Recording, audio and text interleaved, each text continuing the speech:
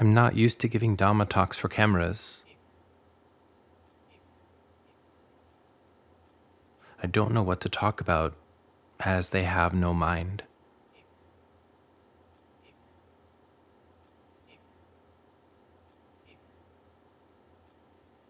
Our temple has adjusted to the COVID-19 situation quickly. Normally, on the days that we live stream Dhamma talks, there are about 300 to 400 people who come to listen at the temple.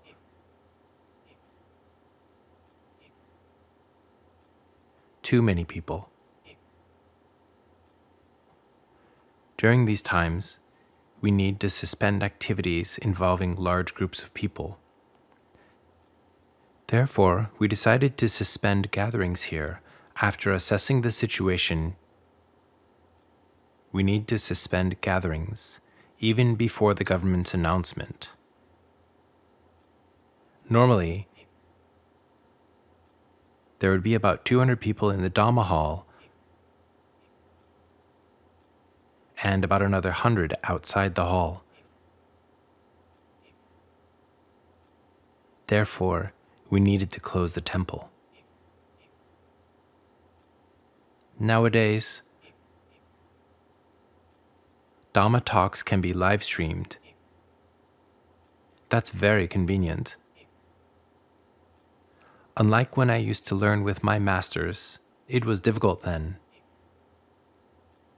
Prior to that, when the masters were in turn seeking out their masters to learn Dhamma, it was even more difficult. They needed to trek through forests. I didn't need to walk through forests. I just traveled by bus or train and sometimes walked from a village to a temple. These days, it is so convenient. Just search on the internet. Yet people don't appreciate things that come easy.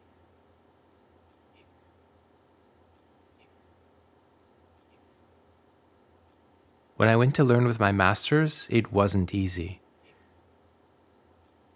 I needed to plan my vacation schedule. I couldn't be sure if I would meet them when I reached there. Sometimes the master was unavailable, and I wouldn't know. Therefore, whenever I had the chance to learn from masters, I would learn attentively. In those days, I couldn't bring a tape recorder to record the master's voice. Otherwise, the master would scold me. While listening to the teaching, the master would let you practice. My mind would become calm, and the Dhamma that would be appropriate for me is what the master would give the Dhamma talk on. As we listen to the live Dhamma talk at home, do not listen while lying down in your bed. If you are not sick, but simply lying down listening to me at home, please do not lie down. It is not about disrespecting me, but you are not respecting the Dhamma. The mind gets weak and drowsy. Do not play around. Dhamma is not something for you to play with. So whoever is lying down, get up. Listen attentively. Be aware of your mind, and the Dhamma will flow into your heart. Dhamma is real, but if your mind sees Dhamma as play, Dhamma won't flow into your heart.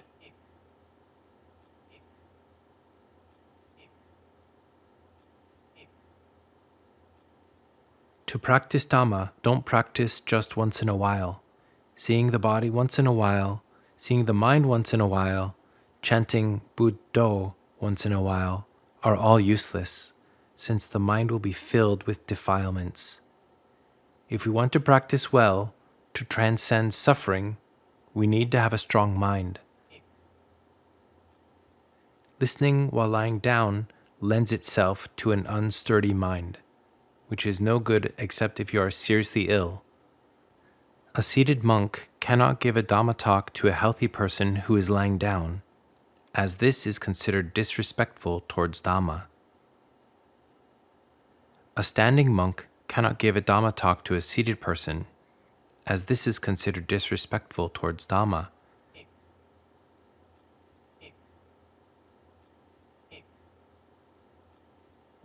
If our mind respects Dhamma, it will be malleable, attentive, and mindful. Dhamma will flow easily into our minds. When I visited my masters, I would listen to them attentively with a malleable mind, such that if I practiced incorrectly, then they would correct me.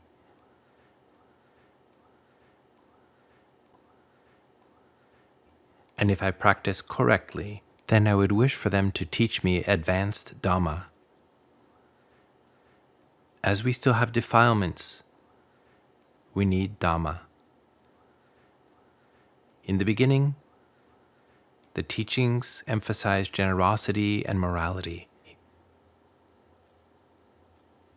Morality is important. Without it, we cannot practice Dhamma. After this, we will learn about samadhi. Without the right samadhi, we can't cultivate wisdom. Therefore, we need to keep the moral precepts,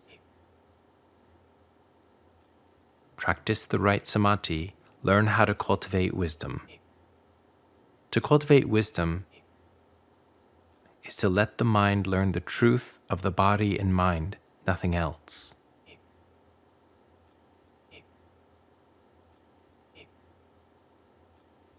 Have we ever noticed that in most sitting Buddha statues, Buddha is sitting atop a three-tiered base? The three-tiered base symbolizes morality, samadhi, and wisdom. The Buddha image symbolizes liberation or transcendence. Thus, at the foundational level, we need to have morality. If we can practice samadhi but do not keep the moral precepts, it is akin to constructing a second-level building when the first level has already collapsed. Consequently, the second level will certainly collapse. Therefore, keep the moral precepts well. This is an age of moral decline. A majority of people do not keep the fourth precept, to abstain from false speech. People casually lie and spread fake news. I recently saw a news report stating that the Ministry of Information and Communication Technology has tracked 28 million fake news articles.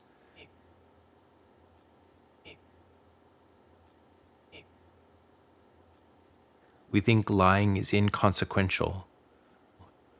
When politicians run for election, they say, "My beloved people, I will do this, I will do that."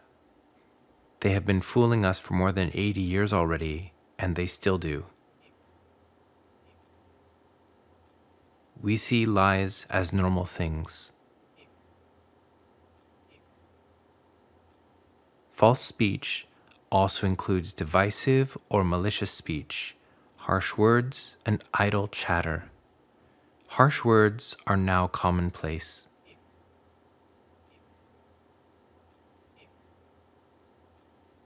Female students nowadays also use vulgar language. They call each other names. Animals like, for example,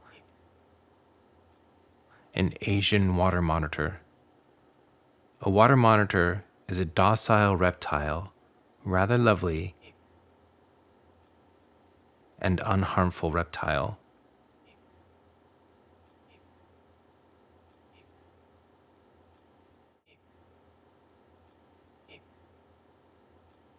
These days, people use vulgar language on the internet as well.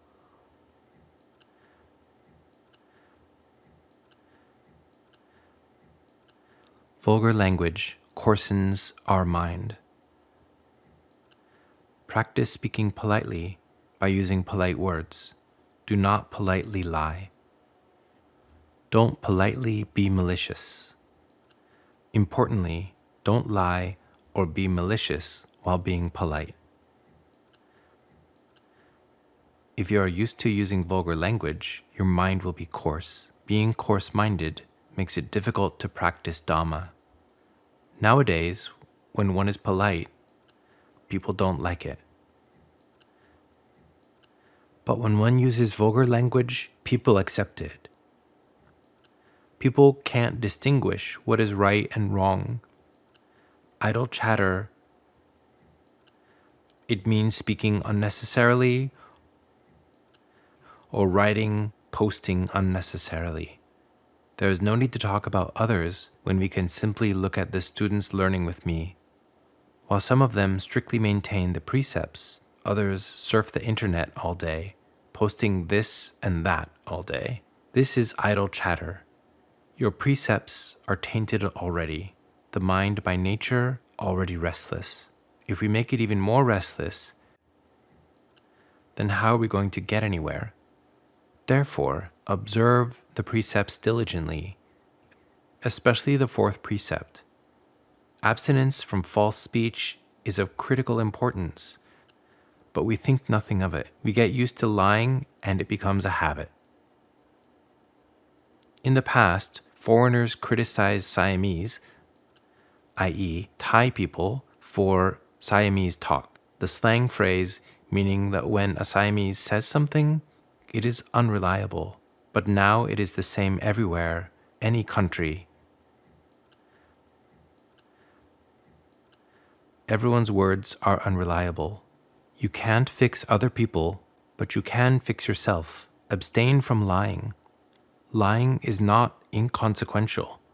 The Buddha said, when anyone feels no shame in telling a deliberate lie, there is no evil they will not do. They start with a deliberate lie, and then other evil things, because they can't distinguish what is right and wrong. Once the first evil is done, other evil deeds will follow. Our society now has a culture of lying and deception. Thus, the Buddha taught, speak the truth, speak for unity, not for divisiveness. Speak in a reasonable way, not with emotion. Don't use harsh words. Speak only when it's necessary. Keep practicing. If we can follow these four teachings, our mind will be calmer. A liar's mind cannot remain calm. It needs to constantly think, having said one thing to this person and something else to another person. What if they meet each other? What am I going to tell them? Is there another way out? Must think hard. To speak only the truth does not require a lot of thought. Specifically, to only speak the truth in a polite manner with kindness at the right time, at the right place. To speak the truth doesn't mean speaking the truth all the time while disregarding the right time or place, because that is false speech, not good. False speech is not only about lies, but it includes more details.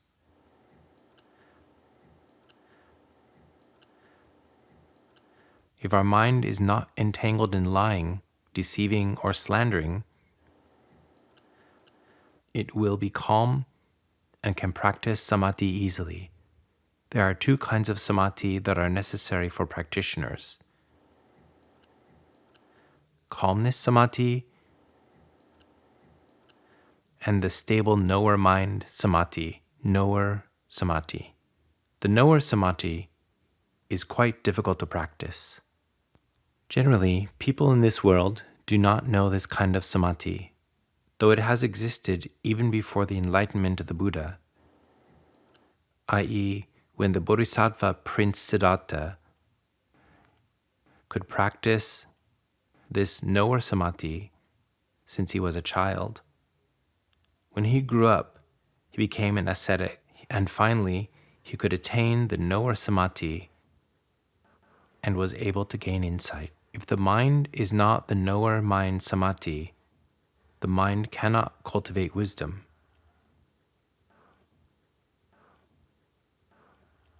While cultivating wisdom, mental energy gets consumed and the mind becomes restless. How does the restless mind behave? The mind that cannot see mental phenomena and that cannot be aware of the body, that can't cultivate insights. This is called a restless mind. A restless mind cannot cultivate wisdom. It is fatigued. It has slipped off and feels drowsy. At this point, we need to practice calmness samadhi. A restless mind is the mind that darts from one object to the next. It keeps wandering about from object to object. It slips to the eyes, ears, nose, tongue, body, and the mind, straying in thought. Wandering about exhausts the mind. We need to recharge the mind's energy by training it on how to rest. A restless mind is the mind that latches onto objects, this, that, and the other. It grabs something, doesn't hold on to it, abandons it quickly, then latches onto a new thing. It keeps latching onto different objects over and over again. How then to train the mind to be restful? By giving it a pleasing object as bait instead of wandering all over to various objects. The mind will be happy to cling to a pleasing object.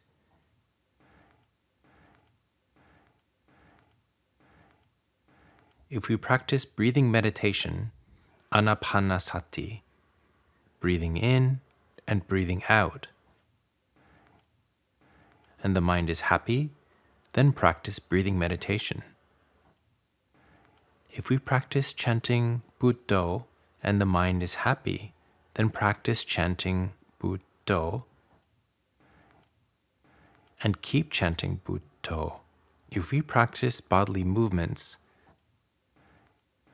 i.e., walking meditation, and the mind is happy, then move the body or walk. Find an object that the mind is happy to be with as a bait for the mind.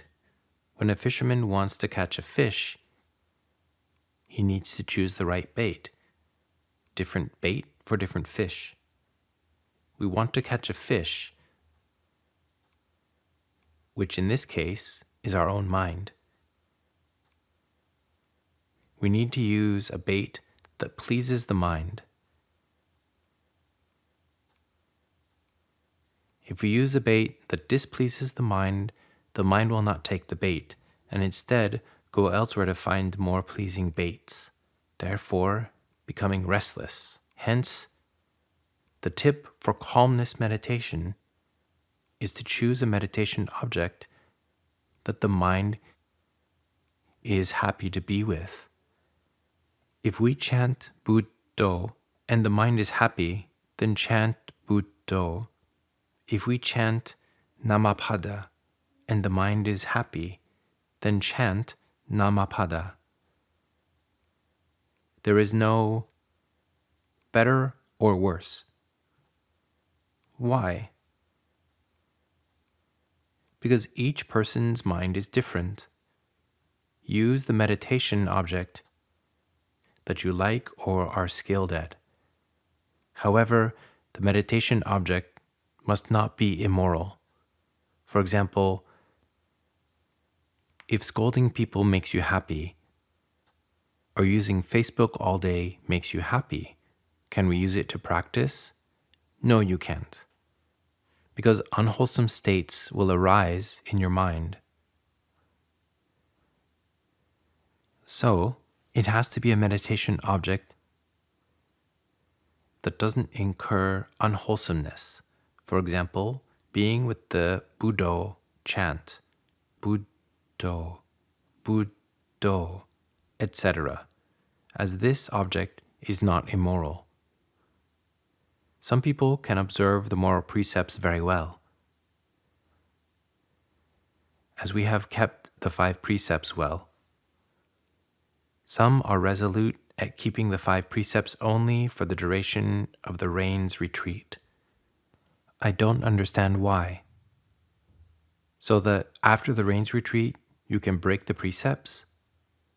One decides resolutely that they will not drink alcohol, and at the end of the rain's retreat, when they realize that they didn't consume any alcohol at all, their mind becomes happy, content, and moist. And then samadhi arises, calmness samadhi, because the mind is happy and calm with that one pleasing object. If someone contemplates the hair, body hair, nails, teeth, or skin, and the mind becomes happy, then just continue contemplating the hair, body hair, nails, teeth, or skin, and then the mind will finally become calm. Some contemplate death. Thinking about death makes their mind calm. They can't find any object to calm their mind except death contemplation. When we get angry at some person, and then very angry at another person, if we practice death contemplation, then we no longer find a reason to stay angry, because those who we are angry with will eventually die, and so will we.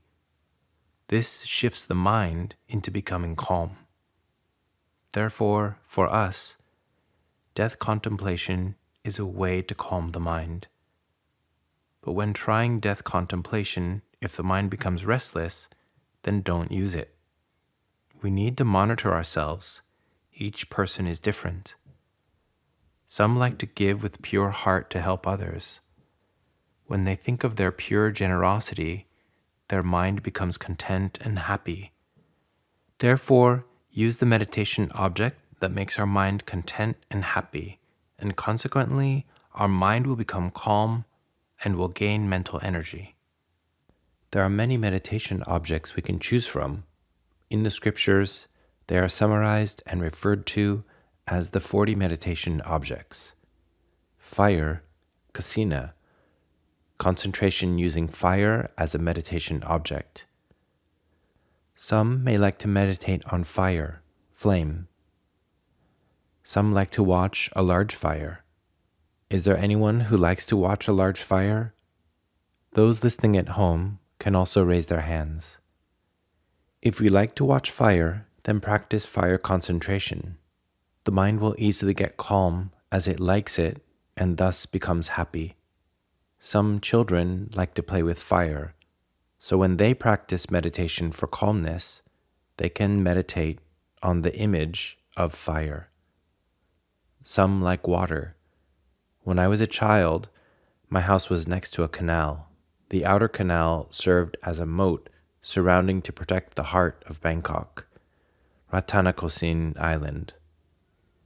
Back then the water was clean.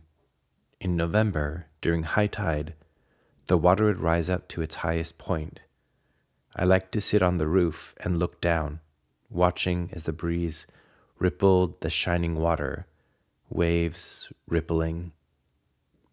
My mind was very fond of this, and it was happy, relaxed, and bright. It was water kasina, concentration using water as the meditation object. However, the mind was out, away from the body. Thus, to practice kasina, the mind goes out, away from the body. Can we practice kasina for mental calmness? Yes, but afterwards, we need to transition the mind back to the stable knower mind. For some meditation objects, it is easy to transition the mind back to the stable knower mind. For example, breathing meditation. But for kasina, the mind is calm and out, away from the body. We need to bring it back in and transition it to being the stable knower mind, which requires another step in the practice. For me, I like to watch fire, like to watch water, and like to watch the breeze blowing the leaves. All these are kasina. Watching leaves swaying in the breeze is wind kasina. Why don't we call it leaf kasina? As we are watching leaves sway, we are aware that the breeze is blowing. Even though we cannot see the breeze, we are aware of it as it makes contact with the leaves. As a child, I liked to watch fire, water, and leaves swaying. As I watched them, and the mind was calm, relaxed, and empty. When I had free time, I would go to the roof and gaze in a relaxed manner at the setting reddish sun whose light was soft. This is a type of color kasina, red kasina. While watching it, the mind relaxes. When the mind relaxes, it is not restless. That's all. Hence, we need to choose a pleasing meditation object as bait to catch the fish. The fish, in this context, is the mind, i.e., use a pleasing meditation object to attract and arrest the mind. The mind will ease with such an object. It won't become restless or leave the object and wander around from object to object, getting fatigued or exhausted. After the mind attains calmness samadhi and gains energy, we need to transition it to the stable knower mind. Some may not succeed in calmness samadhi. They can go ahead and practice the stable knower mind samadhi first, and then practice calmness samadhi later. How to practice to attain the stable knower mind? By knowing the mind that is not the stable knower mind, by using mindfulness as a tool. For instance, we practice breathing meditation for our calmness samadhi.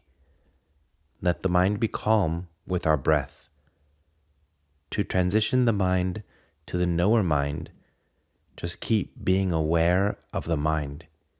Keep breathing, and if the mind is restless, know so. If the mind is calm, know so. If the mind slips to the breath, know so. If the mind is lost in thought, know so.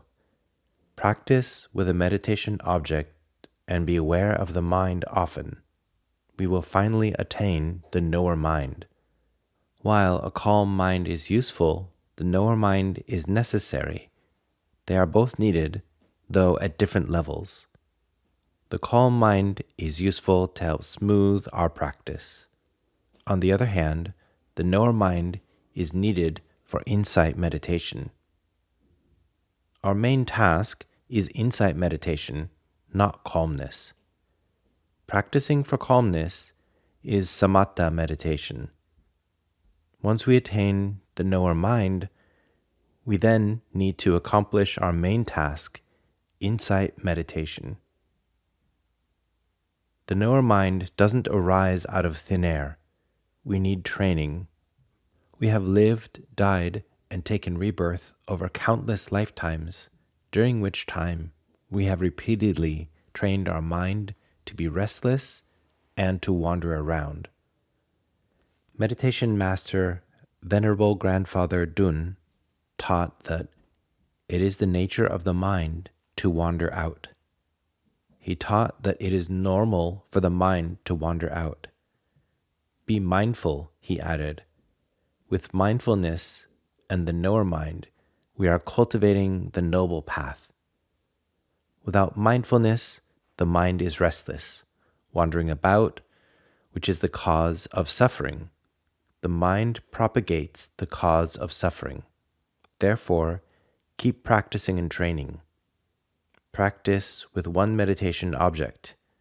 Choose an object that calms the mind. If we have been practicing calmness samadhi, we can transition it to the stable knower mind samadhi. For instance, I used to watch fire, a lit candle with its flickering, dancing flame. My mind was happy and calm as it clung to the flames and wouldn't go anywhere. To transition the mind to the knower mind, just know that the mind has now wandered out and attached to the fire. That's all. and the mind will become the knower mind by itself. So we can use the meditation object that we have been using. In the beginning of my practice, I practiced breathing meditation. Right to this day, I still practice breathing meditation. As a child, while I did breathing meditation, the breath disappeared, light appeared, and I followed the light, i.e., the mind wandered out. Diligently, I practiced, and when the mind was about to wander out to the light, I noticed it. I knew it was about to wander out to the light. In that moment, when I knew it, the knower mind arose, because I was aware of the mind. For us, if we practice breathing meditation, while practicing, there is no need for the mind to converge into deep concentration or for the light to appear. If the mind attaches to the breath, just know so. If the mind slips out to think, just know so. Practicing like this is good enough. We will finally attain the knower mind. Once we attain the knower mind, then we will action our main task. The knower mind is a tool, not a destination. The knower mind is the tool. The calm mind accumulates energy needed for this tool to accomplish the task successfully. Our main task is insight meditation. This is the wisdom cultivation stage. To train the mind to be calm and to train the mind to be the knower mind is mind training called training the higher mind, samadhi. Two kinds of correct samadhi will be attained. Thus, just by practicing to see the mind, don't think that we are practicing insight meditation. Most of the time, while practicing seeing the mind, we attain calmness meditation, not insight meditation. That is, until such time that we attain the knower mind, the knowing, awakening, cheerful mind that is aware of bodily and or mental phenomenon is in the present moment. The phrase bodily phenomenon in the present moment is correct. For example, bodily phenomenon of breathing out, breathing in, standing, walking, sitting, or lying down. Mental phenomenon is seen immediately after it occurs. For example, just a moment ago, the mind was angry, was greedy, was lost, was restless, was dull, was happy, was suffering a moment ago. In the case of happiness, we are able to see it in the present moment. A happy mind is a wholesome mind, and if we see it, the happy mind won't cease right away, since it is a wholesome mind. However, if the suffering mind is known by the equanimous, mindful knower mind, then it will cease right away. The suffering mind can only co-arise with an angry mind. When the angry mind ceases, the suffering mind ceases. Thus, to see the body, we see it in the present moment, now, as it moves. For example, while nodding your head, looking left, looking right, etc. But to see the mind, see that just now it was greedy, just now it was angry, or it was lost just now. To see defilement, we see after the phenomenon. To see suffering feeling, see that it was just now suffering, as suffering only co-arises with defilement. However, mental happiness can co-arise with either a wholesome or an unwholesome mind. If it co-arises with an unwholesome mind, for example, craving, then if the craving ceases, then the happy mind ceases. But if we are in concentration and aware of happiness, happiness doesn't need to cease, as it is not in an unwholesome state. It is the happiness that co-arises with a wholesome mind, the mind that is actually in jhana, mental absorption. The jhana mind will arise repeatedly for a lengthy period of time, resulting in an extended jhana state.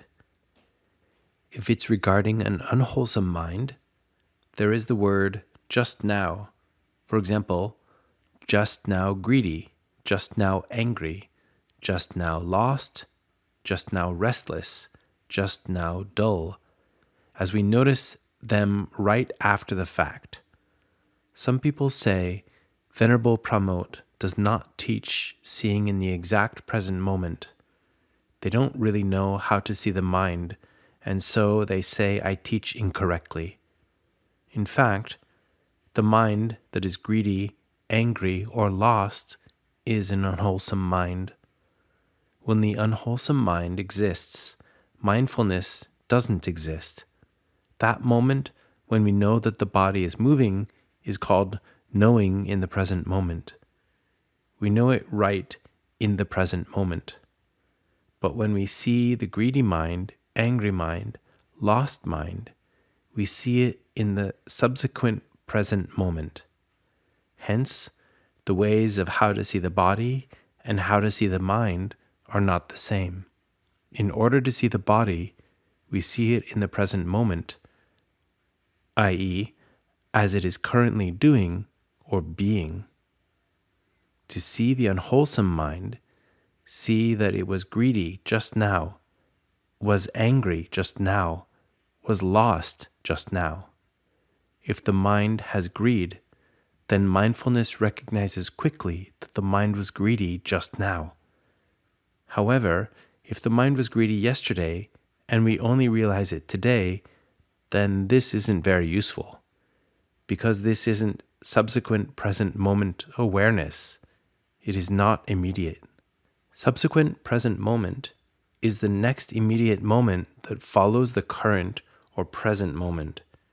In order to see mental phenomena, we see them in the subsequent present moment, especially for defilements.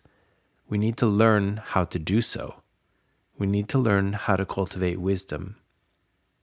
To see the body, we need to practice calmness samadhi first to gain mental energy.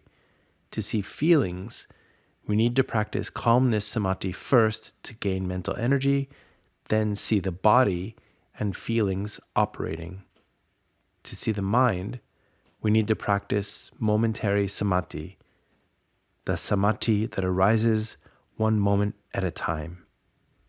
For example, when we chant Buddho, Buddho, and the mind wanders out to think, the mind is restless. Know that the mind was restless just now, and momentary samadhi arises for one mental moment. To see the mind, to cultivate wisdom, we need samadhi, concentration. There are 3 types of samadhi: khanika samadhi, or momentary samadhi, which is samadhi that arises one moment at a time; upakara samadhi, or access samadhi, which is samadhi before jhana, mental absorption, is present; apana samadhi, or absorption samadhi, which is samadhi in jhana states. People these days can hardly seem to do so. Very few students can practice jhana. I have only one student who is adept at jhana and is able to enter jhana quickly. He's been practicing for 52 years and hence is very good at it. If practiced casually, you won't be good at jhana unless you have your old endowment. Without the old endowment, it will take many decades to practice samadhi to reach the jhana states where the breath disappears. If we can't do that, then practice momentary samadhi. When the mind wanders, know so. Keep practicing, and the mind will gain mental power and become the knower mind. Most monks here are city folk. City folk are restless, thinking all the time. When they live here with me, I let them practice meditation. For example, breathing meditation, breathe in, chant Bud, breathe out, and chant Do, or any other meditation. In the beginning, I don't teach much and just let them keep on practicing with their meditation. With perseverance and patience, the mind will gradually become more powerful and become the knower mind. At this point, then skew the mind, the powerful knower mind, to insight meditation. For example, to see the body working, to see the mind working. Without samadhi, wisdom can't be developed. For us, the new generation, practicing momentary samadhi is good enough.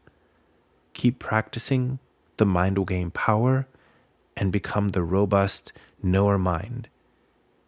This is good enough for people who will never be able to attain jhana states. This is their path. If they keep trying hard and struggle to practice breathing meditation to attain jhana states, they may not be able to practice wisdom cultivation in this lifetime. They won't get to do the main task and instead will only keep practicing calmness samadhi. Most of the time, they reach calmness, but not the stable knower mind. They don't even know the knower mind. Thus, no chance for insight meditation. Hence, keep practicing and train your mind every day. Keep the precepts and practice samadhi. When the mind doesn't have enough power, practice to gain power. When the mind is not the knower mind, practice to attain the knower mind. Eventually, we will attain the knower mind with power or energy to cultivate wisdom, seeing the truth of the body and mind. For insight meditation, what we need to do is see the truth. Just see, not think. Just to think that the body is impermanent, suffering, and non-self, and to think that the hair, body hair, nails, teeth, and skin are not us and not ours is calmness meditation. Body recollection, one of the 10 recollection objects from among the 40 meditation objects.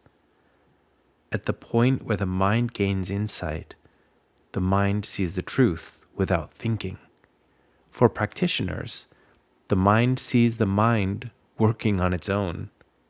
The mind arises at the eyes, then ceases, then back to arise at the mind, then ceases, then arises at the ears, then ceases, then arises at the mind, etc., alternating.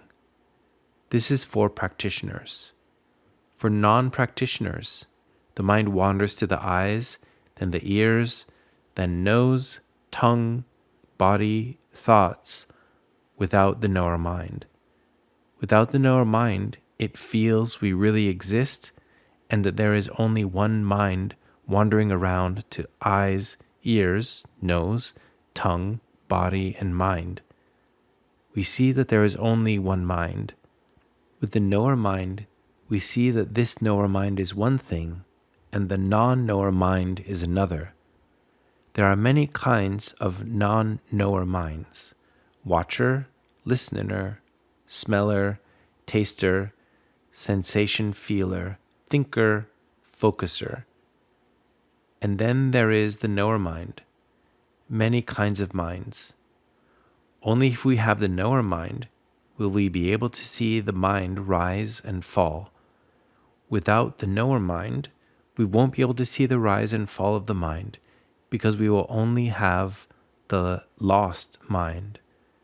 When we wake up, the mind is lost, and it continues to be lost until we fall asleep. During sleep, it is still lost and concocts dreams. Consequently, we feel that the mind is us, that there is only this one mind, which is working on this and that. When you practice and finally attain the knower mind, then from this point on, we will be able to see that the mind that just arose was the lost mind, and that it has now ceased, and now this is the knower mind. The knower mind and the lost mind are not the same mind. Keep seeing this repeatedly, that the knower mind and the lost mind are not the same mind. There are many types of lost minds, such as the mind that is the watcher or the listener, or smeller or taster, sensation feeler, thinker, meditation object focuser, many kinds. Once we have the knower mind, we will be able to see that the lost mind arises and ceases. The mind lost in seeing rises and ceases. Mind lost in listening rises and ceases. And at that point, when the lost mind ceases, the knower mind arises. Once with the knower mind, the rising and falling of various types of minds can be seen. The mind becomes a stable observer. When the knower mind observes the body, it does not attach to the body. Instead, it sees the body as a separate entity. It sees that this is not the mind, but rather a known thing, that is, not us. In this manner, wisdom is cultivated. When the mind is aware of the walking body, the mind behaves as a separate observer, which means that we have the knower mind. Some people studying the higher doctrine say that there is no knower mind in the Tipitaka or the higher doctrine. But when they teach meditation, they say the form is walking and the name is knowing. This name that they refer to is the mind that knows, the knower mind. The name, which has the nature of sensing objects, is the mind, and they say there is no knower mind. Saying no knower mind is like tripping over oneself. Some teach that the form is sitting, the name is knowing. I say the body is sitting, the mind is the knower, being aware of the body sitting. If the mind is lost when the body is sitting, the mind will not be aware of the sitting body. If the mind is lost when we are scratching an itch, we will not be aware of the body moving, scratching, since the mind is lost and not is the knower mind. So, keep training until the mind attains the right samadhi, the knower mind. I've been teaching about the knower mind since I was a layman, and have even written extensively on a public website about the knower mind. To this day, I continue to teach about the knower mind. Some people say that I do not teach about samadhi. In fact, teaching about the knower mind is teaching about samadhi. For instance, with sitting meditation, I don't teach anyone to sit drowsily. I did that when I was a child, and I knew it was not the way as it lacked mindfulness. While practicing sitting meditation, mindfulness is a prerequisite. It is a prerequisite for the knower mind. With the knower mind, mindfulness arises and recognizes form, body, seeing that the body is a known thing, the name, i.e., the mind that knows, is the knower. The name is knowing.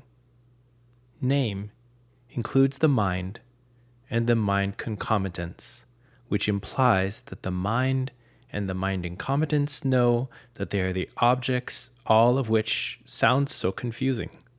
And to top it off, how would this apply to practice? This is why meditation masters initiated the term knower mind.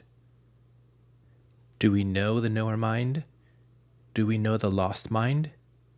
Once we know the knower mind, we will be able to see that our whole life, right up until now, we only had the lost mind, and had never seen that, in actuality, life consists of disconnected parts. Once we have the knower mind, we will see life as disconnected parts. The body breathing out is one part. The body breathing in is another. Different parts. The breathing out body expires. The breathing in body takes birth in its place. This means that the mind sees the rise and fall of phenomena. We can see the rise and fall of phenomena only when we have the knower mind. The body that is standing, walking, sitting, lying down, why does it need to keep moving?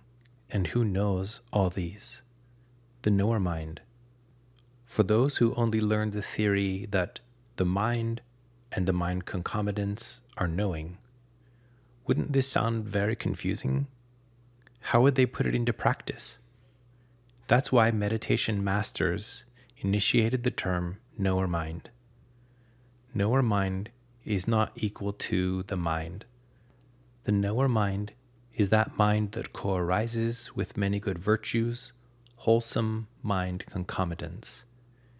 When each knower mind arises, many wholesome virtues arise along with it.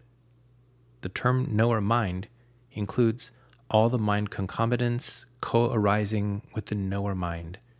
For example, mindfulness, samadhi, wisdom. The samadhi is the right samadhi, state of oneness. The mind is not attached to any object. Thus, keep practicing bit by bit. If we train the mind well, we will be able to cultivate wisdom successfully. Without the knower mind, wisdom cannot be cultivated, as we cannot see life as disconnected parts. We cannot see all forms arise and cease, all names arise and cease. We can't see this unless we have the knower mind as an interpreter. We see the breathing out form rise and cease, the breathing in form rise and cease. We see each form, the standing form, walking form, sitting form, lying down form, all rise and cease. The moving form and the still form arise and cease. Happiness arises and ceases. Suffering arises and ceases. Within this body and mind, happiness, suffering, indifference, they arise and cease. This is the mind being the knower. All wholesome states arise and cease. All unwholesome states arise and cease. If our mind has greed, the greed to see forms will push the mind to arise at the eyes, and the greed to hear sounds will push the mind to arise at the ears. The mind will struggle. When we have mindfulness and the knower mind, we will see all phenomena rise and then fall, then rise and fall again, over and over. If we keep seeing phenomena rise and fall over and over, the mind will be tired. When we practice insight meditation, the mind needs to use a lot of energy. When the mind is fatigued, it cannot really see phenomena starting from the subtle phenomena. It can't see subtle phenomena such as seeing the mind. However, it can still see the body since the body is obvious. If the mind gets even more fatigued, it can't see the body or anything. Thus, the mind gets really exhausted. We need to recharge it. Actually, we should recharge it before it gets completely drained. Do not wait until mental energy is totally used up. Otherwise, it might take days to recharge. If we have used some energy, then, when we have 5 minutes to spare, we recharge our battery. Breathe in, chant Bud. Breathe out, chant Do. Recharge it. Then let the mind cultivate wisdom. Whenever we have some free time, recharge it. Do calmness meditation. Let the mind be with the pleasing meditation object. Therefore, samadhi is necessary. Knower mind samadhi conditions cultivate wisdom. Calmness meditation yields the energy needed for wisdom cultivation. Hence, we need to practice samadhi. Practicing both is best. However, If we can't do calmness samadhi, practice the knower mind samadhi first, and the calmness samadhi will follow. This is the path of one supported by bare insight, sukha vipassaka. Their insight is dry, rough, unmoistened by the moisture of tranquility meditation. Do you understand? Let the cameras nod their heads if they understand. Today, I teach to the cameras. That is all for today. Be careful, be mindful. Take good care of yourself to make it through this pandemic. Stay at home if it's not necessary to go out. If you need to go out, be very careful. Keep your mask on. Take care of yourself. Be patient. The vaccine should be available after the first half of this year. Be patient. We need to help each other. Do not let the disease spread all over more than it already has. One more month, and it should be under control. We might be able to relax the rules. If we are careless, it will be like many other countries that have millions of infected cases. They can't do any more. They can't even find enough wood for coffins. The coffin business does not fear COVID-19, but most others do. So we all take good care of ourselves. If we can make it through this month, not December, i.e. 1 month period, it will get better. For Chonburi province. Wasn't I quick? I announced too close to the temple since last week, starting from Monday the 21st. Soon after, we found one infected case involving an illegal refugee here in Chonburi, one infected case, and 2 additional cases involving Chonburi men who were infected from the seafood market in Mahachai. Thus, Chonburi province must be under stricter control. Hence, I did it just 1 step earlier. So, by asking you not to come to the temple if it is not necessary, this doesn't mean you can travel all around to department stores, etc. Be patient for another month. Help each other out. When the pandemic is under control, we will be able to relax. The whole problem stems from the selfishness of a few people. Let's not be selfish. We need to help each other out. Please, go home now.